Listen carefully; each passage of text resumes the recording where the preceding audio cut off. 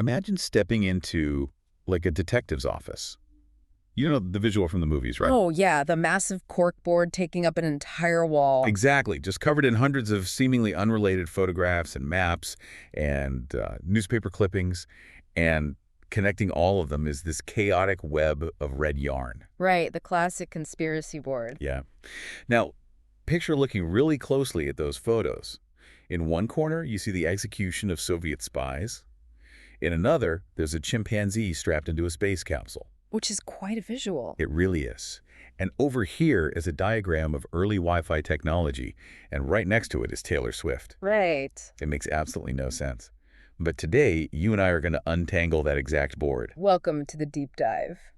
Our mission today is to solve a historical puzzle, and I'm issuing a challenge to you right at the top of the show. A challenge for the listener. Yes, for you listening. See if you can guess the hidden thread before we reach the end.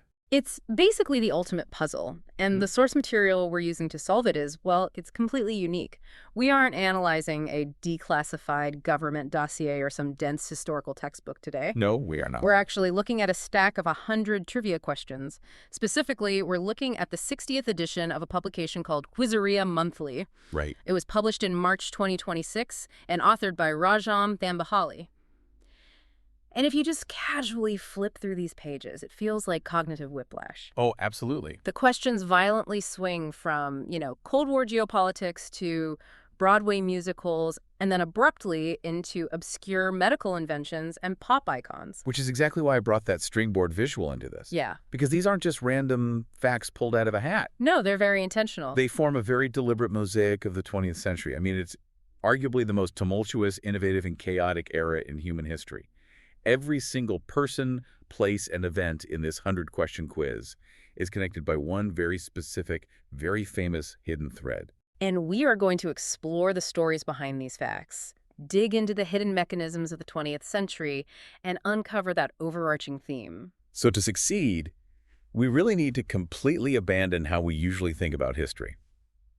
We tend to view historical timelines like a neat row of dominoes. One thing politely bumps into the next. Right, the traditional linear view. Yeah. But the 20th century wasn't a row of dominoes. It was a high-speed collision. I like to use a different metaphor. Think of a patient who has suffered a massive trauma. The bones have shattered and, well, they've healed incorrectly in a dozen different places. Ouch. Yeah. You can't just look at the surface. You have to read the complex, messy X-ray to understand how the entire skeletal structure of modern society was reformed. I love that. We are reading the X-ray of a shattered century. So let's start by looking at the largest fractures on the film, the macro-level forces that completely redrew the map of the world. Exactly. We have to understand the lines that were drawn and the people holding the pens. So the tectonic plates of global power were entirely realigned. And this started much earlier than people realize, right? Yeah, it really did. If we want to understand the modern geopolitical landscape, the quiz forces us to look all the way back at the 1920s. Okay, set the scene for us. Specifically, we're looking at the year 1921. This was the moment Chen Duxiu and Li Dazhao founded the Chinese Communist Party. Which, might have seemed like a localized political movement at the time. Right, but it initiated a massive shift in gravity. That single organizational moment built a momentum that eventually led to Zhou Enlai serving as the first premier of the People's Republic of China. And the sheer duration of his influence is staggering to think about. From 1949 all the way until his death in 1976. It's an incredible span of time. When you have leadership spanning nearly 3 decades of the 20th century, you aren't just governing a country, you're acting as an anchor point while the rest of the world spins into chaos. That's a great way to put it. Because while that power was solidifying, other parts of the globe were violently grinding against each other. It's like literal tectonic plates. When two massive superpowers push against each other, the friction doesn't just create heat. It causes devastating earthquakes along the fault lines. And the most tragic example of that friction turning into a kinetic, physical earthquake is the Korean War. Right. The ideological battle between the East and the West didn't stay theoretical. Yeah. It manifested in a brutal conflict on the Korean peninsula. You had Kim Il-sung leading the forces in the north, backed by the communist bloc, right? Yes. And on the other side, you had Syngman Rhee leading the south, backed by the United States and its allies. It was a proxy war where the local populations bore the unimaginable brunt of global ideological stubbornness. And the terrible irony of these geopolitical earthquakes is that they rarely end with a clean resolution. Oh, almost never. You don't get a winner and a loser who shake hands and go home. You get exhaustion. Yep. You get a standstill. Which brings us to 1953 and a specific village mentioned in the quiz. Exactly. What happened there? Panmunjom is the village just north of the de facto border where the 1953 armistice agreement was signed. And, notice the terminology there. It was an armistice, a cessation of hostilities. Not a peace treaty. Exactly. It was essentially the world pressing a giant pause button on a conflict that physically and ideologically tore a nation in two. It left a scar across the peninsula that remains one of the most heavily fortified borders on the planet today. So you have the map fracturing in Asia, but that wasn't the only fault line. At the very same time, the old empires were realizing that their grip on the world was failing. The era of colonialism was experiencing its violent death throes. Yeah, we have to look at the collapse of French colonial ambitions in Indochina. For decades, France had extracted resources and maintained control over Indochina, but the local desire for self-determination eventually reached a boiling point. And the climax of this struggle happened in a specific valley, right? Yeah. Yes, a valley in northwestern Vietnam, the garrison of Dien Bien Phu. In May of 1954, this remote, heavily fortified military outpost was completely surrounded and overrun by Viet Minh forces. This wasn't just a quick skirmish that the French decided to retreat from, though. The quiz highlights the brutal duration. It was a 57-day siege. Almost 2 months. Can you imagine the psychological toll?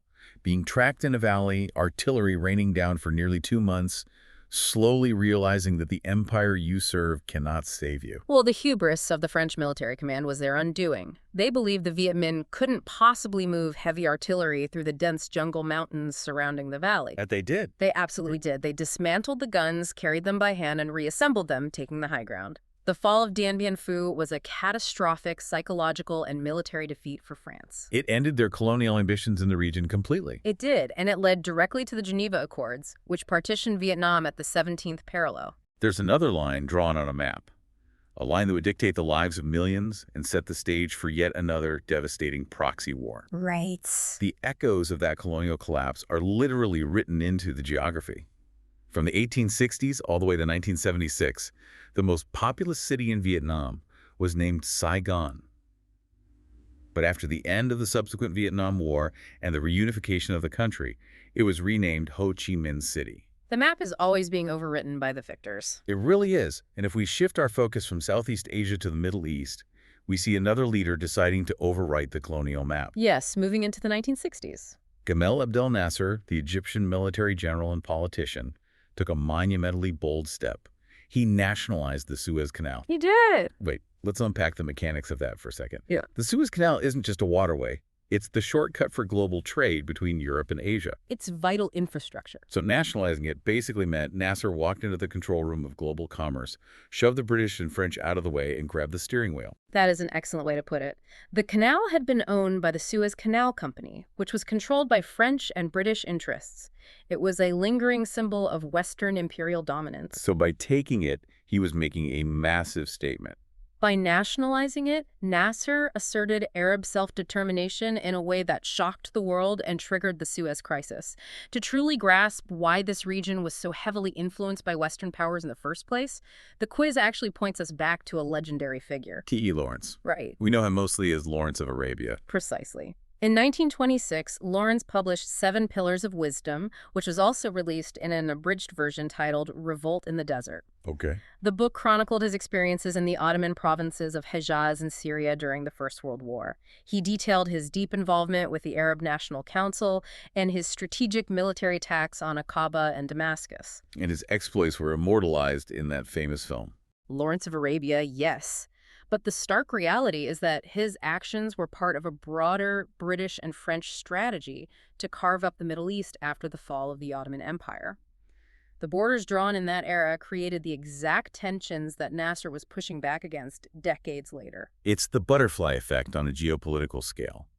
You have Lawrence of Arabia fighting in Damascus in the teens, which leads to borders drawn in the 20s, which leads to Nasser seizing a canal in the 60s. It's all connected. And right in the middle of all this global restructuring, a literal physical wall drops down through the center of Europe. Let's talk about Germany. The quiz highlights a unique geographical classification there. The Stadtstaaten, or city-states. Yeah, Germany has a federal structure, and within that structure, Berlin and Hamburg function simultaneously as cities and as their own states. And Berlin, as a city-state, became the ultimate symbol of the 20th century fracture, didn't it? Absolutely.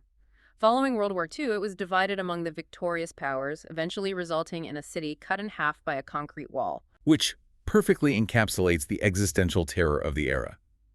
The anxiety wasn't just about losing territory or resources. It was a pervasive, creeping fear of human extinction. The stakes were incredibly high. The X-ray we are looking at isn't just showing broken bones. It's showing a patient terrified of their own shadow. And that shadow was shaped like a mushroom cloud. Yeah. After the United States dropped atomic bombs on Hiroshima and Nagasaki, there was a brief window where they held a terrifying monopoly on nuclear power. But once the Soviet Union successfully tested their own atomic weapon, the entire paradigm shifted. Parity wasn't enough anymore. Exactly. The U.S. government felt they needed overwhelming superiority, so they initiated a crash program to develop a weapon that operated on entirely different physics. The H-bomb. Mm-hmm. The hydrogen bomb, Uh-huh. I understand that it was bigger, but why was it exponentially more terrifying than what was dropped on Japan? What is the actual scientific mechanism that made it the ultimate doomsday weapon? Well, the original atomic bombs relied on nuclear fission. Fission is the process of splitting a heavy, unstable atom-like uranium or plutonium into smaller atoms, which releases a massive amount of energy. It's devastating on its own. It is, but the hydrogen bomb relies on nuclear fusion. Instead of splitting atoms apart, fusion forces light atoms, like hydrogen isotopes, to fuse together under unimaginable heat and pressure. Which is literally the same process that powers the sun. Exactly. To even trigger the fusion reaction in an H-bomb, you first have to detonate a standard fission bomb inside the casing just to generate the necessary heat. Oh, wow. So you use an atom bomb as the detonator. Right. The resulting fusion explosion yields a destructive force hundreds, even thousands of times more powerful than the fission bombs of World War II. We are talking about the capability to instantly vaporize entire metropolitan regions. So you have governments building artificial suns to threaten each other with total annihilation. It's no wonder that paranoia seeped into the very soil of domestic civilian life. The fear was everywhere. People were terrified of the bombs, but they were equally terrified of the people who might hand over the secrets to build them. That domestic terror brings us to Julius and Ethel Rosenberg. The Rosenberg case is the dark, tragic pinnacle of Cold War espionage anxiety in the United States. They were convicted of passing top-secret information about radar, sonar, and jet propulsion engines. And crucially, nuclear weapon design. Right, to the Soviet Union. In 1953, they were executed in the electric chair. The quiz notes the specific location, the execution chamber at the Sing Sing Correctional Facility in Ossining, New York. Sending a married couple to the electric chair at Sing Sing for espionage. It was a brutal, incredibly public demonstration of how high the stakes had become. The geopolitical war was happening right in the suburbs. It's inescapable. And speaking of 1953, this quiz points out a historical coincidence that is almost too poetic to be real. We all know Joseph Stalin, the Soviet dictator who ruled with an iron fist, silencing millions and dictating exactly what kind of culture the state deemed acceptable. Yes. On March 5, 1953, Stalin died. A monumental day that shifted the trajectory of the Soviet Union. But on that exact same day, March 1953, a man named Sergei Prokofiev also died. Which is an incredible detail. For those who don't know, Prokofiev was a brilliant, celebrated composer. He gave the world the musical fairy tale Peter and the Wolf and a sweeping, incredibly famous ballet score for Romeo and Juliet. Truly a master. What makes this so darkly ironic is that Prokofiev had been actively censured by Stalin's regime. In 1948, his music was officially denounced by the state as being too formalist and anti-democratic. He lived under a constant cloud of suspicion. He lived in fear of the state, his creative output heavily restricted, and then the dictator and the suppressed artist exit the stage on the exact same day. It's the kind of rhyming history that a novelist would consider too contrived to write. The juxtaposition of Stalin and Prokofiev perfectly bridges us into the next phase of our deep dive. Section 2. Right. The geopolitical tension we've been discussing didn't just remain a staring contest between heads of state. The friction trickled down into civilian life, sparking rebellions, secret wars, and altering the very fabric of society. Let's move to the streets, because the map was being challenged from the ground up. In 1956, The citizens of a capital city situated on the Danube River decided they had had enough. We are talking about Budapest, Hungary. The 1956 Hungarian Revolution. It began as student protests on the banks of the Danube, demanding a more democratic political system and freedom from Soviet oppression. It rapidly escalated into a spontaneous national uprising. And it worked, didn't it? Briefly. For a brief, intoxicating window of time, yes, the old government fell. A new leadership emerged, promising free elections and a withdrawal from the Warsaw Pact. But the tectonic plates always snap back. They do. The Soviet Union could not allow a fracture in the Iron Curtain. Within days, massive Soviet forces, heavily armored with tanks, rolled into Budapest. They just crushed it. With overwhelming brutality. Thousands of Hungarians were killed and hundreds of thousands fled as refugees. It was a stark, bloody demonstration that the rules of the Cold War were absolute. And the United States was engaging in its own disastrous interventions during this exact same window. If the Soviets were using tanks in broad daylight in Budapest, the Americans were using proxies in the shadows. Yes, the covert operations. The quiz asks about a specific operation known in Spanish as Invasión de la Bahía de dos Cochinos, or Invasión de Playa Girón. The Bay of Pigs invasion in 1961. Right. The CIA trained and funded a paramilitary group of Cuban exiles to launch an amphibious invasion of Cuba with the goal of overthrowing Fidel Castro's government. And it was an unmitigated disaster for the newly elected Kennedy administration. Complete failure. The invading force was defeated in just 3 days. Think about the absolute panic of that moment. Imagine sitting in your living room, hearing on the radio that a secret invasion had been launched just 90 miles off the coast of Florida, and it had failed spectacularly. It escalated tensions immensely. It didn't just embarrass the U.S., it pushed the world directly toward the Cuban Missile Crisis. But alongside these massive military blunders, there were deeply intimate human tragedies unfolding in secret. Yes. We have a question here about Operation Peter Pan or Operation Pedro Pan. Between 1960 and 1962, as the reality of Castro's regime set in, profound panic swept through Cuban families. They feared the state would strip them of their parental rights or send their children to Soviet labor camps. That's terrifying. In response, a covert program was organized, primarily through the Catholic Church. Over 14,000 unaccompanied Cuban minors were airlifted out of Havana and sent to the United States. The desperation required to put your child on a plane to a foreign country, alone, hoping you might see them again one day. It is unfathomable. It really is. And the operational code name is deeply poignant. It was named after the fictional boy created by the author J.M. Barrie. Peter Pan, the boy who wouldn't grow up. Yeah. It's a heartbreaking irony, because this operation forced 14,000 children to grow up overnight. They arrived in Miami and were scattered to foster homes and orphanages across the country. It highlights how these massive ideological chess games treat human lives as disposable pawns. And the quiz provides a fascinating historical tangent regarding the name of the man at the center of that Cuban crisis. Right, Castro. The name Castro is synonymous with Cold War revolution, but it has a much older, darker resonance in European history. It does. Castro was also an ancient city in the Lazio region of Italy. And much like the modern geopolitical conflicts we're discussing, the city of Castro was completely destroyed in 1649 due to a bitter ideological and dynastic war. Over what, exactly? It was caught in the crossfire between incredibly powerful papal families, the Barberini under Pope Urban VIII, and the Pamphili under Pope Innocent X, and the Farnese Dukes of Parma. Just fighting over influence. Exactly. The city was razed to the ground, a victim of powerful men fighting over power. It's a sobering reminder that destructive power struggles are a constant human theme, whether fought by popes in the 17th century or superpowers in the 20th. History doesn't repeat itself, but it certainly rhymes. And speaking of the physical destruction and rebuilding of cities, the Cold War literally changed the architecture of half the planet. It dictated the urban landscape. How people lived their daily lives was dictated by the needs of the state. Let's talk about the Soviet housing boom. Well, following the devastation of World War II, the Soviet Union faced a catastrophic housing shortage. By the mid-1950s, under Nikita Khrushchev, the state needed to house millions of people rapidly and cheaply. And what was their solution? The solution was an architectural marvel of utilitarian efficiency known as the Khrushchevka. Khrushchevka. Yes.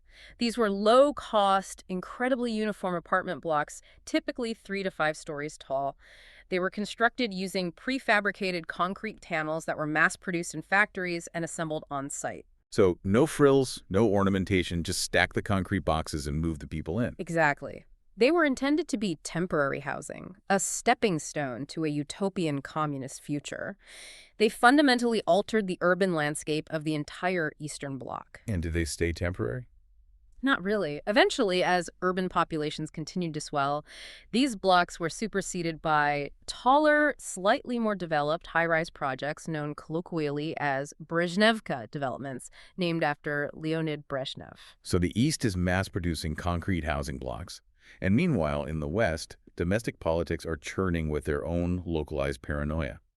Let's look at the American political landscape, starting with President Harry S. Truman. This is a fun connection in the quiz. It really is. The quiz notes he was born in a town called Lamar, Missouri, but it throws in a fantastic bit of wordplay. If you take his birthplace, Lamar, and add a consonant to the end, you get Lamar spelled with 2 R's. Right. Which happens to be the surname of a wildly famous Hollywood actress. Hedy Lamarr, born Hedwig Eva Maria Kiesler. I have to stop here because her story is incredible. Most people know her as a glamorous star from the golden age of Hollywood, but she was an absolute genius. An incredibly brilliant mind. She co-invented a technology called spread spectrum communications and frequency hopping. Now, I know what that means for modern Wi-Fi and Bluetooth, but how does an actress invent that in the 1940s? And what was the actual mechanism she designed? During World War II, Lamarr learned that radio-controlled torpedoes were incredibly vulnerable. An enemy ship could easily jam the radio signal, guiding the torpedo, sending it off course. So they needed a way to protect the signal. Right. Lamarr, alongside composer George Antheil, theorized a brilliant solution. If the transmitter and the receiver on the torpedo simultaneously hopped from one radio frequency to another in a synchronized, randomized pattern, it would be impossible for the enemy to jam the signal. Because they wouldn't know where to look. They couldn't predict which frequency to block next. That is staggering. A Hollywood actress applying the concept of synchronized piano rolls to radio waves to create unjammable torpedoes. It just shows that brilliant innovation can come from the most unexpected corners of society. It truly does. But unfortunately, not all domestic political maneuvering was so noble. This brings us to the ultimate symbol of American political scandal. Watergate. In June 1972, 5 operatives were arrested for breaking into the Democratic National Committee headquarters at the Watergate office complex in Washington, D.C. An ensuing investigation revealed a massive web of political espionage and sabotage connected directly to President Richard Nixon's 1972 re-election campaign. And the official fundraising organization behind the campaign had a name that feels like too on the nose for reality. The Committee to Re-elect the President. The sardonic acronym that history has permanently attached to them is CREEP. C-R-E-P. It perfectly captures the pervasive, creeping paranoia of the era. I mean, the President of the United States was so consumed by political paranoia that his operatives engaged in criminal sabotage against domestic opponents. And that paranoia trickled down into every aspect of culture. When the news is dominated by wiretaps and proxy wars, ordinary people find ways to process that trauma. Some people protest, some people write, and some people weave. Which brings us to a fascinating cultural artifact from the quiz. Afghan war rugs. In Afghanistan, rug weaving is an ancient, revered tradition. Historically, these rugs featured beautiful geometric patterns, floral motifs, and traditional symbols. Very peaceful, traditional art. But following the Soviet invasion of Afghanistan in 1979, the lived reality of the weavers radically changed. Their villages were occupied by foreign military forces. So the art mutated. Instead of weaving flowers, they started weaving what they saw out their windows. Exactly. Locally known as farjangi, these rugs began incorporating the horrific iconography of modern warfare. Weavers intricately knotted images of Kalashnikov rifles, Soviet tanks, attack helicopters, and even hand grenades into the wool. That's haunting. These rugs became incredibly sought after by collectors precisely because they are a raw, tactile record of conflict. The violence literally became woven into the cultural fabric. It's history processed through trauma. And we see that same heavy weight of history attached to specific moments in time. Let's look at 1989. The quiz asks about the June 4th incident, which refers to the Tiananmen Square protests in Beijing. We are just looking at the facts presented in the quiz here, but it was a massive student-led demonstration calling for political reform, freedom of the press, and freedom of speech. And it ended tragically. After weeks of occupation in the square, the Chinese government declared martial law and sent in military troops equipped with assault rifles and tanks to forcefully clear the demonstrators.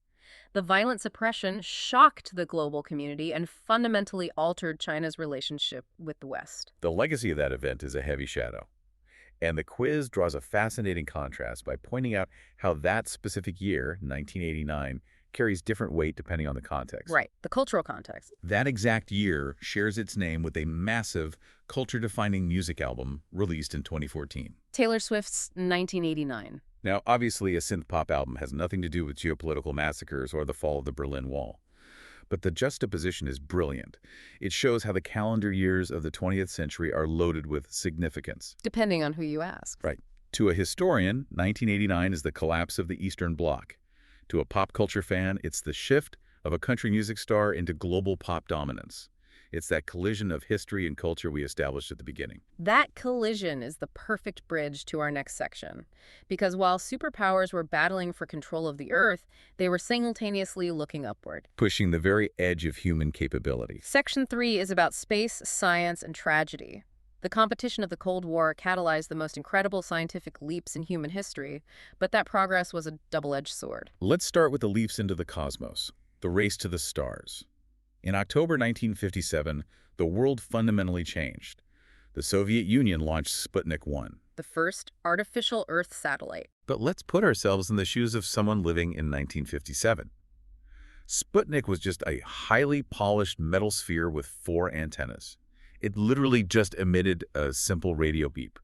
Why did a beeping metal ball cause such profound existential panic in the United States? Because the metal ball wasn't the threat. The rocket that put it there was. Right.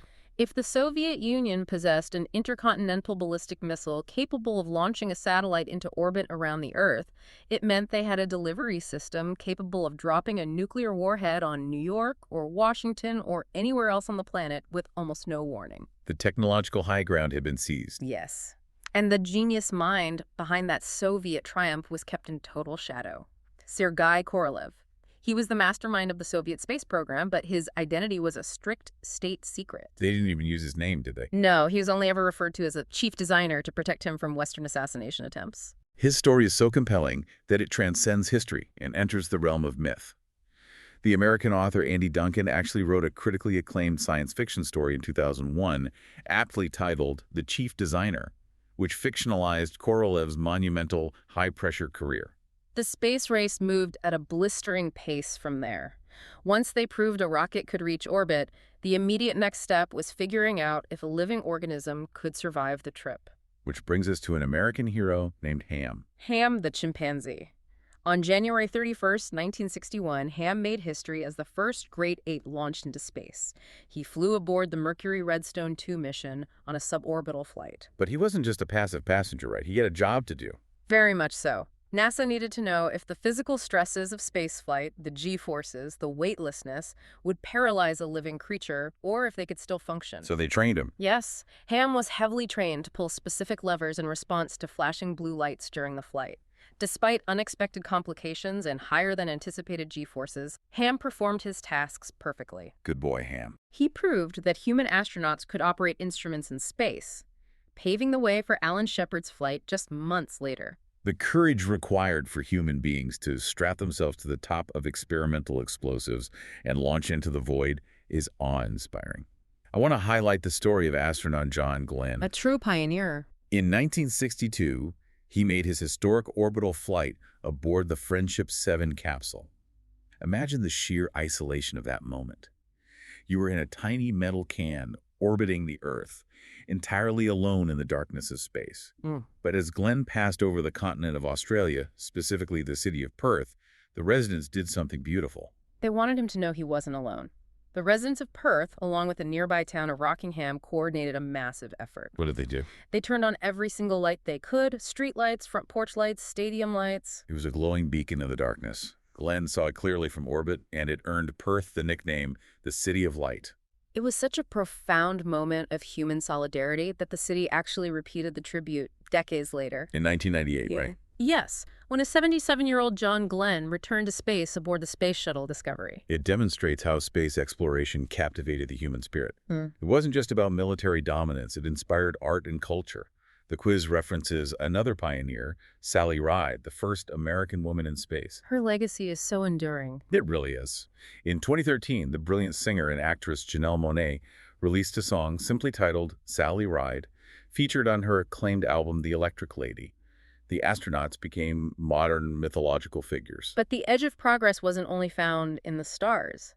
While we were looking up at the terrifying potential of rockets, a completely different kind of existential terror was being conquered down at the microscopic level. Let's talk about the miraculous breakthroughs and the devastating tragedies of mid-century medicine. We have to begin with one of the most unifying moments of global relief in human history, the battle against polio. Polio is just a nightmare. Poliovirus was a terrifying specter. It primarily attacked children, causing paralysis or death. Parents were terrified to let their kids swim in public pools or gather in crowds during the summer months. But then came Dr. Jonas Salk and the massive, unprecedented field trials of his polio vaccine. When the results were finally announced to the public, proving the vaccine was safe and effective, church bells literally rang across the country. It was a true miracle of science. And the quiz notes the poignant timing of this announcement. It was made on the exact 10th anniversary of the death of President Franklin D. Roosevelt. Which is very fitting. FDR famously suffered from a severe paralytic illness, long believed to be polio, and he founded the March of Dimes, which heavily funded Salk's research. It was a triumph of the scientific method.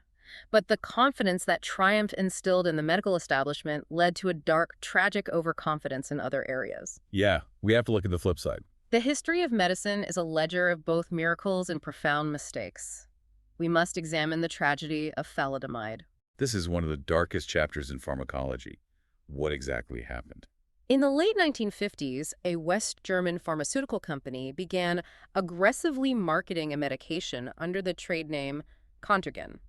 The active ingredient was thalidomide. And what was it supposed to treat? It was hailed as an absolute wonder drug, available over the counter in many countries, and was widely prescribed as a sedative, a cure for anxiety, and, tragically, as a treatment for morning sickness in pregnant women. And the consequences were horrific. Devastating. The drug had not been adequately tested for its effects on fetal development. It was teratogenic. Globally, over 10,000 babies were born with severe birth defects, most notably phocomelia, Which is? a condition characterized by the severe malformation or absence of limbs. It was a waking nightmare for thousands of families. It's the ultimate unintended consequence of progress. You create a pill to solve a minor discomfort, and you inadvertently alter the genetic trajectory of an entire generation. It's heartbreaking. But from that tragedy came a complete overhaul of global medical regulations. Yes. The thalidomide disaster forced governments worldwide to implement rigorous, uncompromising drug testing and approval protocols.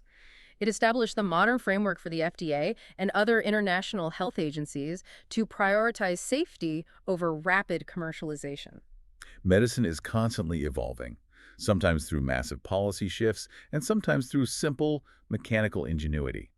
Think about the tools a doctor uses. Right, the everyday instruments. The quiz asks about the invention of the hypodermic needle. It feels like a modern medical tool, but it was actually invented way back in 1844 by an Irish physician named Francis Rind. He invented the hollow needle to inject morphine to treat neuralgia. And the etymology of the word itself is perfectly descriptive. Hypodermic comes directly from Greek. Hypo meaning under, and derma meaning skin. It's an elegant, simple tool that revolutionized how therapeutics could bypass the digestive system and enter the bloodstream directly. From the mechanics of medicine, we move to the mechanics of the universe itself. The 20th century was the era where scientists stopped just observing the periodic table and started actively adding to it. The discovery of entirely new synthetic elements. Yes. The quiz focuses on element number 99. It is an actinide, a highly radioactive synthetic metal. Its discovery was first announced to the public by the nuclear chemist Albert Ghiorso at the First Geneva Atomic Conference. And the name given to element 99 is a tribute to the man who fundamentally rewrote our understanding of energy and mass. Einsteinium. named after Albert Einstein, who had passed away just a few months prior to the announcement. It was a fitting homage at the dawn of the atomic age, acknowledging the theoretical physics that made the discovery possible in the first place. And scientists weren't just creating new radioactive elements, they were inventing the very materials that ordinary people would wear in their daily lives. The laboratories were churning out the materials of tomorrow. Like synthetic fibers. The quiz asked for the six-letter trade name of a wrinkle-resistant PE fiber developed by DuPont chemists in the early 1950s. Dacron. It's a synthetic polyester polymer. It's the exact same chemical structure we use today to make clear plastic water bottles, but in the 50s and 60s, it was spun into fibers to make suits, dresses, and shirts. The miracle fabric. It was marketed as a miracle fabric that never needed ironing. The space-age science trickled down into the suburban closet. Which perfectly sets the stage for our next major section, because as the world grew exponentially more complex, with atomic bombs, space flights, and synthetic reality, the anxiety of the average citizen skyrocketed. People needed a break. Humanity needed an escape valve. We had to invent new ways to distract ourselves, to process our fears, and to be entertained. Let's explore the birth of modern escapism. Screens, stages, and stadiums. And the undisputed king of modern escapism is the screen. The screen revolution fundamentally altered human consciousness. We tend to think of the television as a mid-century invention, but the quiz reveals that the word itself has much older roots. It's older than you'd think. The word television was coined at the very dawn of the century, in 1900. A Russian scientist named Konstantin Persky used the term in a paper he presented, in French, at the First International Congress of Electricity during the World Fair in Paris. And the root of the word is really interesting. The etymology is a blend of languages. It combines the ancient Greek word tele, meaning far, with the Latin word visio, meaning sight. Farsight. It almost sounds like a superpower. But by the 1950s, that superpower was sitting in everyone's living room. But I want to reframe how we view the TV. It wasn't just a glowing box providing distraction. No, it was an economic engine. Economically, television was an unprecedented funding machine. It created economies of scale for entertainment that had never existed before. If you want proof, look at the happiest place on Earth. Disneyland. Walt Disney's vision for a massive, immersive theme park in Anaheim, California, was wildly ambitious in the mid-1950s. It was so ambitious and required such a staggering amount of capital that traditional bankers refused to back him. They thought he was crazy. They viewed it as a colossal financial risk. So how does an entertainment impresario build a physical empire when the banks say no? He turns to the new digital empire. Walt Disney financed the construction of Disneyland in large part through a massive television deal with the ABC network. It was a brilliant move. He agreed to produce a weekly television show, which essentially acted as a continuous hour-long advertisement for the park, while the revenue from the show directly funded the construction. The screen literally built the stage. It was a masterstroke of cross-medium synergy before that term even existed. But while television was conquering the home, cinema was fighting back with sheer, overwhelming spectacle. To get people out of their houses, movies had to be massive.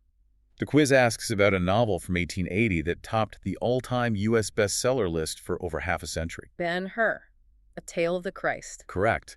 It held the title of the best-selling American novel until 1936, when it was finally surpassed by Margaret Mitchell's Gone with the Wind. Both of those incredibly dense, sweeping novels were adapted into legendary cinematic epics. They were events, not just movies. They offered audiences an escape into different eras, projected on massive screens in glorious Technicolor. But pure spectacle wasn't enough for everyone. The younger generation didn't just want to see chariot races. They wanted to see their own modern anxieties reflected back at them. And that desire completely revolutionized the craft of acting. Let's talk about the icon of youth alienation, James Dean. James Dean didn't just act. He embodied the restless, disconnected energy of post-war American youth. Through his raw, vulnerable performances in films like Rebel Without a Cause, directed by Nicholas Ray, and East of Eden, directed by Elia Kazan, he gave a voice to teenagers who felt alienated from the pristine, dacron-wearing society their parents were building. And his tragic death cemented his myth. He died in a horrific car crash on California State Route 466 at the age of just 24. He was frozen in time as the eternal rebel. On the other side of that coin, you have a contemporary of his who lived a long, heavily scrutinized life, fundamentally altering the technique of acting over decades. Marlon Brando. The pioneer of method acting on film. Brando's career spanned the entire latter half of the century. The quiz highlights a fantastic piece of cinematic trivia regarding his final film role. In 2001, Brando appeared in the heist film The Score. And what makes this historically significant is that it was the first and only time Brando ever appeared on screen alongside Robert De Niro. It's like watching two tectonic plates of cinema finally collide. But the screen was only one avenue of escapism. The 20th century completely rewired how we listen. The sounds of the century shifted from the concert hall to the jukebox. Let's look at the roots of rock and roll. The quiz asks for the name of the singer dubbed the father of rock and roll by Tony Bennett. Anyway, His highly emotional, theatrical vocal style laid the groundwork for the explosion of rock and roll that followed. He was so popular he even crossed over into film, making his debut as part of an ensemble cast in the movie. There's no business like show business. the music and film industries were rapidly becoming a single, monolithic entertainment machine. But mass culture didn't entirely abandon high culture. It just amplified it. Classical music was broadcast to the masses in ways never before possible. Consider the Italian conductor Arturo Toscanini. Where's he from? Born in Parma, in the Emilia-Romagna region, he became a towering figure in classical music. He served as the music director of the legendary La Scala Opera House in Milan. But his true global impact came when he became the first music director of the NBC Symphony Orchestra. A symphony orchestra created specifically for radio broadcasting. Toscanini was beaming Beethoven and Wagner directly to the living rooms of millions of Americans. It was unprecedented access. And nowhere was this blending of high art and mass entertainment more potent than on the Broadway stage. The quiz brings up the Rodgers and Hammerstein masterpiece, South Pacific. It was a phenomenal cultural juggernaut. It debuted in 1949 and featured songs that instantly became American standards. Tracks like Some Enchanted Evening, Bali High, and Younger Than Springtime. But here is where the escapism gets subverted. South Pacific wasn't just beautiful melodies and tropical sets. It contained a sharp, highly controversial social critique Yes, there's a very specific song in the second act. called You've Got to Be Carefully Taught. The lyrics explicitly state that racism and prejudice are not innate. They are learned behaviors forced upon children by their parents and society. It caused immense controversy, particularly in the segregated American South. But Rodgers and Hammerstein refused to remove it. They proved that mass entertainment could be a powerful vehicle for social morality. And if we are discussing mass entertainment that unifies and occasionally challenges society, we must look in the stadiums. Sports transition from mere games to vital cultural touchstones. In a world deeply fragmented by Cold War politics, sports provided a shared, unifying narrative. Enter the Yankee Clipper, Joe DiMaggio, a man who captivated the entire nation with his seemingly impossible 56-game hitting streak in 1941. He was an absolute American icon. And the quiz notes that baseball was the family business. His brothers Vince and Dom also played center field in the major leagues. And much later in his life, DiMaggio even served a brief stint as a coach and executive for the Oakland Athletics. And in the boxing ring, the narratives were as dramatic as anything on a movie screen. You had figures of pure mythological dominance. Rocky Marciano, the heavyweight champion who retired completely undefeated. He was renowned for his devastating overhand right punch. He called it the Suzy Q, which is an amazing trivia fact from the quiz. It was reportedly named after both a popular 1930s dance step and his high school girlfriend. That's a great detail. And speaking of legendary bouts, you have Sugar Ray Robinson, a fighter of unparalleled artistry. On St. Valentine's Day in 1951, Robinson fought Jake LaMotta to reclaim the middleweight title. LaMotta had beaten him previously, and the rivalry was fierce. Robinson dominated the fight so brutally that sports journalists dubbed it the St. Valentine's Day Massacre. It was a brutal display. I have to ask a question here, though. Let's look at the psychology of the era. Were DiMaggio, Marciano, and Robinson just providing entertainment? Or were they actually functioning as vital psychological anchors? What do you mean? Well, when the newspapers are screaming about atomic annihilation and secret wars in Indochina, the world feels completely out of control. But a boxing match, a baseball game, those have clear rules. There's a referee, there's a definitive winner and a loser. That is an incredibly perceptive analysis. I wonder if the obsession with sports was a desperate societal attempt to find fairness in a deeply unfair century. Sports offered a confined, regulated arena where conflicts could be resolved cleanly, which was the exact opposite of the murky, endless proxy wars occurring globally. However, as the century progressed, that desire for clean, wholesome rules began to fracture. Right. The younger generation didn't want to watch a fair fight. They wanted to dismantle the ring entirely. That brings us to Section 5, cultural shockwaves and the loss of innocence. Escapism gave way to counterculture, scandals, and a raw, unflinching confrontation with societal issues. The era of pristine Dacron suits and synchronized swimming was over. The culture woke up, and it got loud. Let's look at the icons of rebellion and sensuality that actively pushed the boundaries of public morality. Starting in France. In 1956, a French film set on the sun-drenched Côte d'Azur was released. It was directed by Roger Vadim and starred his then-wife, a relatively unknown 21-year-old actress. Brigitte Bardot. The film was dress and God-created woman. It completely transformed her into a global sex symbol overnight. She represented a raw, unapologetic female sexuality that deeply shocked conservative audiences. It was such a seismic cultural event that the esteemed French philosopher Simone de Beauvoir actually wrote a celebrated essay analyzing Bardot as the ultimate symbol of a new, liberated post-war femininity. And across the Atlantic, the American equivalent of that enduring iconography was, of course, Marilyn Monroe. Her image became so deeply embedded in the cultural subconscious that it transcended her tragic death. And the quiz highlights a fascinating example of this longevity, doesn't it? It does. In 1995, decades after she passed, the advertising agency Chate Day utilized her iconic imagery in a massive campaign for Absolute Vodka. She remained the ultimate, undiluted symbol of glamour, utilized to sell products to a generation that wasn't even born when she was alive. But this loss of innocence, this pushing of boundaries, wasn't just visual, it was literary, and it sparked intense legal and cultural battles. Let's talk about J.D. Salinger, the deeply reclusive author of The Catcher in the Rye. Holden Caulfield is the quintessential literary symbol of teenage angst and rebellion. Salinger was notoriously fiercely protective of his characters. So what happened in 2009? In 2009, an author named Frederick Colting attempted to publish a novel in the U.S. that depicted an older 70-something version of Holden. Salinger successfully sued to block a publication in the United States, citing copyright infringement. Colting's public response to the lawsuit highlighted a deep cultural irony. What did he say? He stated, "Call me an ignorant Swede, but the last thing I thought possible in the U.S. was that you banned books." It laid bare the tension between artistic freedom, homage, and the fierce legal protection of cultural property. And if we were talking about controversial books that rip the facade off of polite society, we have to discuss the 1956 novel Peyton Place by Grace Metalius. This book was a cultural hand grenade. It was set in a supposedly idyllic, conservative New England town, but the plot revolved around the hidden, often scandalous, and dark lives of its residents. Adultery, hypocrisy, class prejudice. It was a massive bestseller precisely because it shattered the illusion of the pristine American suburb. It said the quiet, dirty parts out loud. And its legacy as the ultimate shorthand for a hidden scandal is so enduring that, as the quiz points out, the character Rory in the modern television show Gilmore Girls compares the secret separation of her grandparents directly to the drama of Peyton Place. But the scandals weren't confined to fictional New England towns. The machinery of the entertainment industry itself was exposed as deeply corrupt.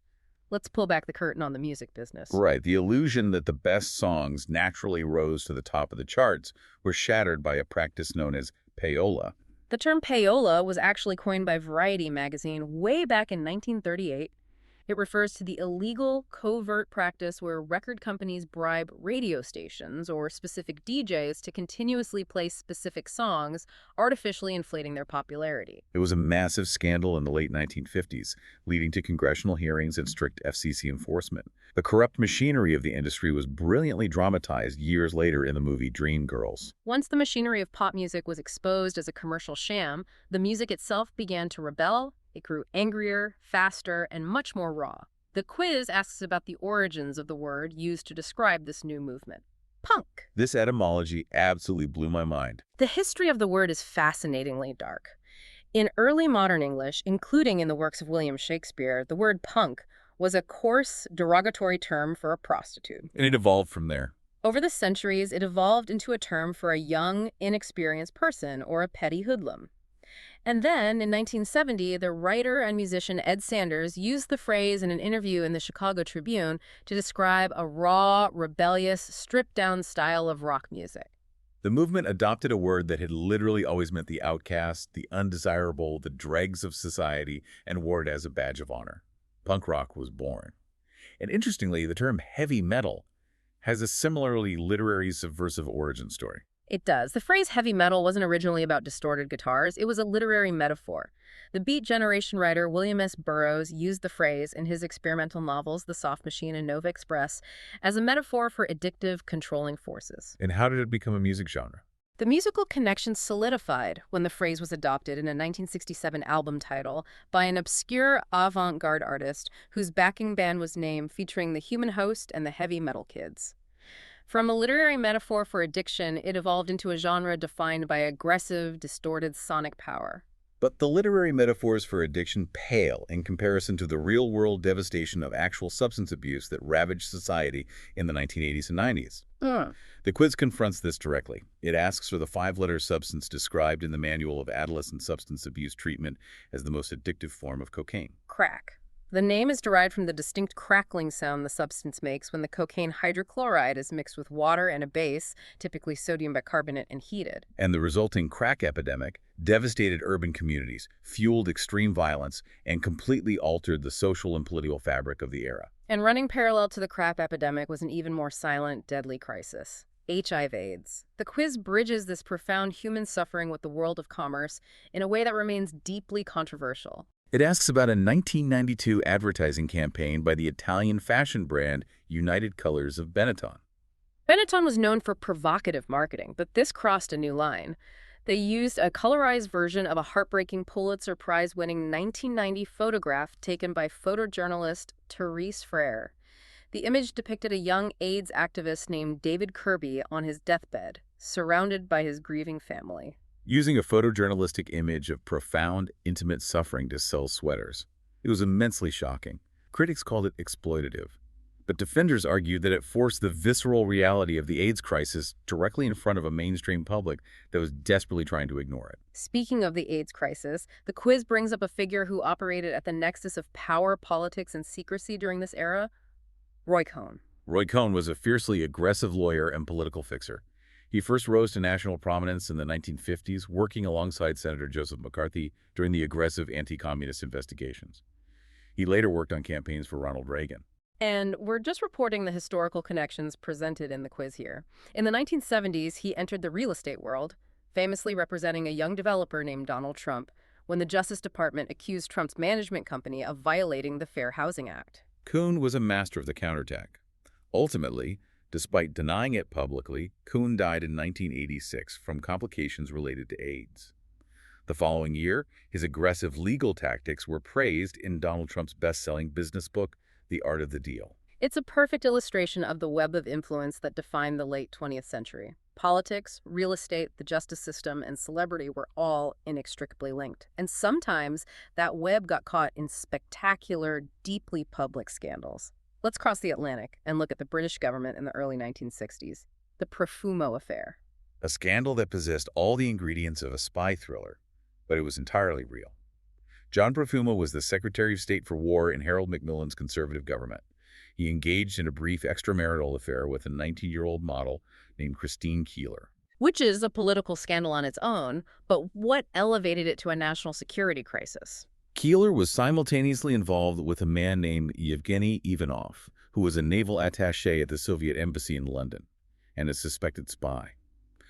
The potential that the British Secretary of State for War was sharing a bed with a woman who was also sleeping with a Soviet spy sent the intelligence community into a panic. Profumo initially lied to the House of Commons about the affair, and when the truth came out, he was forced to resign. The ensuing political fallout severely damaged the credibility of Macmillan's government. It is the ultimate manifestation of Cold War paranoia colliding with tabloid sensationalism. Everyone is keeping secrets, everyone is lying, and no one knows who to trust. Which leads to an incredibly fun, deeply appropriate fact from the quiz about a popular social deduction game. The game is called Werewolf. Werewolf was created in 1986 by a psychology student named Dmitry Davidov, who was studying at Moscow State University. It models a conflict between an informed minority, the werewolves, and an uninformed majority, the villagers. It is entirely based on deception, hidden identities, and the quiet, nightly elimination of your enemies. And the alternate, widely used generic term for this game uses the name of an organized crime enterprise, mafia. Think about the layers there. a game teaching the psychology of deception and hidden enemies, created in the heart of Soviet Russia and named after an Italian-American crime syndicate. It is the perfect parlor game for the 20th century. Okay, we have reached the final section of our string board. It is time to pull together the remaining geographical, political, and cultural threads. Section 6, the global tapestry. These final clues will prepare us for the grand reveal. Let's start by looking at the physical Earth itself. History is anchored to geography. The quiz asks about a specific mountain range whose highest point is known as Qanat Asada. This range is so ancient in its significance that it is referenced in the Epic of Gilgamesh and heavily featured in the Hebrew Bible. Mount Lebanon. The name itself derives from the ancient Phoenician root LBN, which translates to white. This is a direct reference to the beautiful, snow-capped peaks of the mountain range, which stand in stark contrast to the surrounding Mediterranean climate. And jumping over to North America, we have a city whose very name is derived from a physical, geographical marker on a river. In 1722, the French explorer Jean-Baptiste Bernard de la Harpe was navigating the Arkansas River and identified a specific stone outcropping.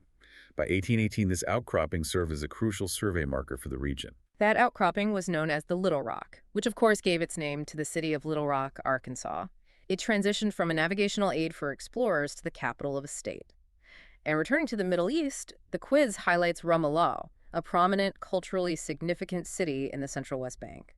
It is specifically known for its central, bustling public space, Al-Manara Square. These aren't just trivia answers. These are the physical stages where the history of the century played out. And the leaders walking those stages were often making history simply by where they chose to travel. Take Pope Paul VI. Pope Paul VI fundamentally modernized the papacy through physical presence. Before him, popes rarely left Italy. But in 1964, he became the first reigning pope to leave Italy in over a century when he traveled to Jordan. He didn't stop there. He eventually became the first pope in history to visit 5 different continents. He transformed the papacy from a localized European authority into a truly global, traveling diplomatic force. We also see the structuring of spiritual and legal leadership in other global faiths during this time, which had massive geopolitical ramifications. The quiz asks about the specific hierarchy of Twelver Usuli Shia clerics. Yes. Understanding this hierarchy is vital to understanding the religious and political dynamics of the Middle East, particularly the Iranian Revolution. The quiz asks for the title given to high-ranking scholars who have achieved the capability of independent legal reasoning. They sit hierarchically above a Hujjah al-Islam, but below a Grand Marja. That title is Ayatollah. And from spiritual leaders, we move to political leaders who forged their resolve in the absolute darkest fires of the century. The quiz references Menachem Begin. He was the Israeli prime minister who eventually won the Nobel Peace Prize for the Camp David Accords. But the quiz asks about his past, referencing a mugshot and his harrowing experiences undergoing brutal interrogations in Soviet prison camps, which he detailed in his gripping memoir. The memoir is titled White Nights, The Story of a Prisoner in Russia. It is a profound reminder that the statesmen in suits negotiating treaties in the 1970s were the same men who survived the unimaginable horrors of the 1940s. The personal endurance of these figures shaped the policies of entire nations. But as the 20th century closed and we stepped into the modern era, the rigid lines of history began to blur. Past and present, history and pop culture began to blend together in fascinating ways. This is where we find my absolute favorite piece of trivia from the entire stack. Today, right now, there is a cutting-edge artificial intelligence company based in Beijing called Moonshot AI, but their official Chinese name is Yuzi Anmian. And when you translate Yuzi Anmian literally into English, it shares its meaning with one of the most iconic, culture-defining albums in British progressive rock history, Pink Floyd's 1973 masterpiece, Dark Side of the Moon. An AI company in the 2020s, building the future of machine learning. Named after a psychedelic rock album from the 1970s. It's the ultimate synthesis of technology and culture. And we see literature influencing language in the exact same way. The quiz asks about a specific word introduced in Robert A. Heinlein's 1961 science fiction novel, Stranger in a Strange Land. Heinlein invented a Martian concept for understanding someone or something so completely, so deeply and intuitively that you actually absorb their emotions and perspective into your own being. The word is grok. Grok. It started as a made-up word in a sci-fi paperback, and within a decade, it was fully integrated into the vernacular of the counterculture and later, hacker and tech culture. And finally, we have modern pop culture explicitly using the history we've just discussed as a mirror. The singer Lana Del Rey released a track in 2017 titled Coachella Woodstock in My Mind. She wrote the song while reflecting on the rising, terrifying geopolitical tensions involving North Korea's missile tests, while simultaneously invoking the symbolism of the 1969 Woodstock Festival as an ideal of peace and escapism. It demonstrates how artists constantly use the iconography of the past to process the anxiety of the present. Okay, take a deep breath. Let's step back and look at this massive string board we've created. The red yarn is everywhere. We have covered an insane amount of ground. We have talked about the deaths of Joseph Stalin, the financing of Disneyland, and the miraculous polio vaccine field trials.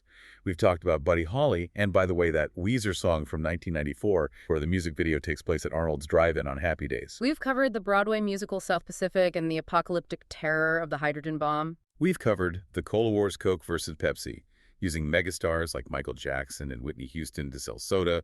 We've talked about Davy Crockett, who was the subject of a massive 1955 syndicated comic strip craze and famously died at the Alamo. And we didn't even get to dive deep into the Edsel, the famously defunct brand of automobiles produced by Ford, which was also in the quiz.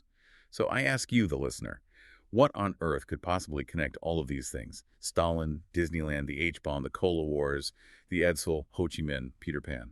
It is time for the grand reveal. Question 100 from Rajan Thambahali's Qwizzeria monthly quiz asks for the specific theme connecting all 99 of the previous questions and answers. The answer is this. Every single person, place, or event we just discussed is a lyric in Billy Joel's iconic 1989 hit song, We Didn't Start the Fire. Boom.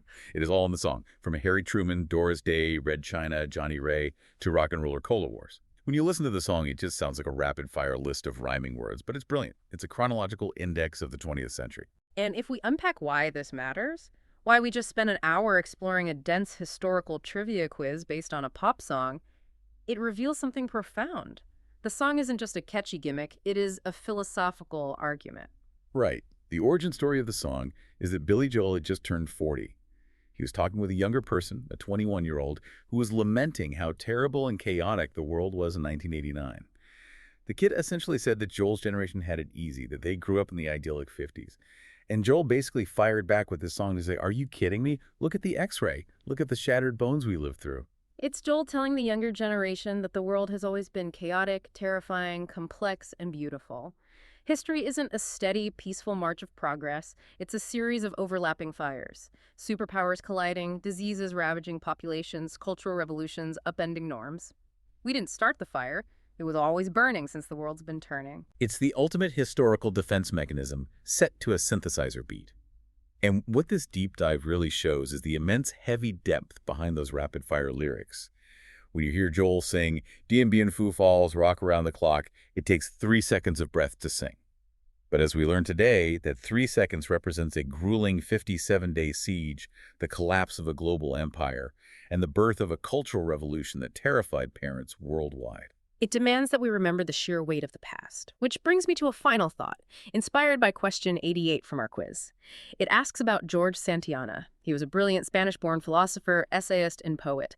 He spent his later years living a quiet, secluded life at a convent near the Spanish Steps in Rome, but before he retreated from the world, he gave the world one of its most vital warnings.